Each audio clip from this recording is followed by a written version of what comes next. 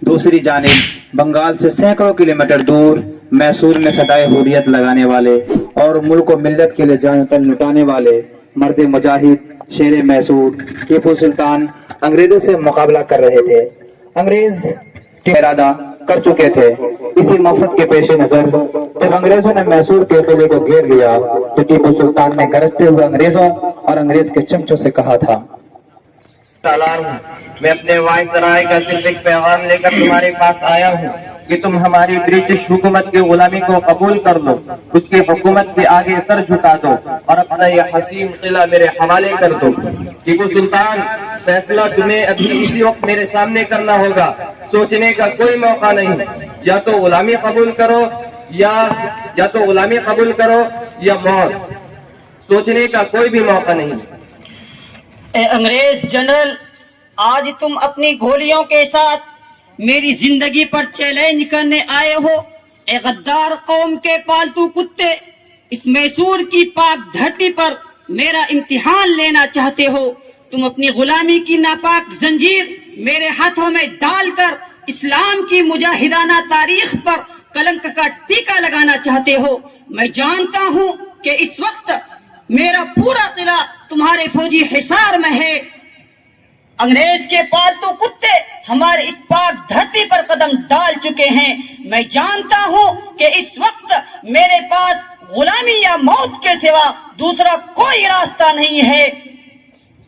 آج میرے اس غدار وزیر میر صادق کی غداری نے تمہارے لیے میری موت کا راستہ آسان کر دیا ہے، لیکن اگر غداری کے اس جادو نے تمہارا ساتھ نہ دیا ہوتا تو میسور کی سرزمین تمہارے لیے جواب ہوتی۔ یہاں تک آنے سے پہلے تمہاری تلوار تمہارے جسموں کو کھلونے بنا چکی ہوتی۔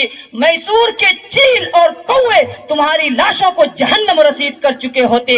لیکن افسوس کہ اس وقت تم پوری طاقت کے ساتھ میرے سامنے ہو اور میں تمہارے حصار میں ہوں، لیکن اے قوم خبیث، اس تنہائی کے باوجود بھی میں تمہاری غلامی کی ناپاک زنجیر کا توق اپنے گلے میں ڈال نہیں سکتا ہوں۔ میں تمہاری ناپاک تلوار میں تمہاری تلوار سے اپنے سینے کو چھلنی کر سکتا ہوں، اپنے معصوم بچوں کو نیزوں پر اچھال سکتا ہوں، لیکن میں اس ملک کے ایک بچے کو بھی غلامی کا طوق پہننے نہیں دے سکتا ہوں۔ یاد رکھو، میں اس قوم کی اولاد ہوں جس نے تمہاری ناپاک قوم کے سینکڑوں انسانوں کو اپنے قدموں سے روندا ہے۔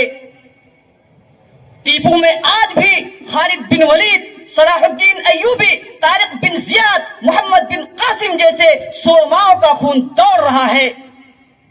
لیکن اے قوم خبیث، اب تم اپنی پوری طاقت کے ساتھ میرے ایمانی قوت کا امتحان لے لے، لیکن ہمیں یقین ہے کہ شیر کی ایک دن کی زندگی گیدڑ کی 1000 دن سے بہتر ہے۔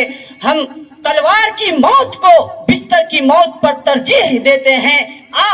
میرے خون سے اپنے جوش جنوں کو تسکین لے لے، لیکن یقین رکھنا کہ میری موت کے بعد بھی میسور کی سرزمین تمہیں معاف نہیں کرے گی۔ تم یہاں سے نکلو گے، ضرور نکلو گے۔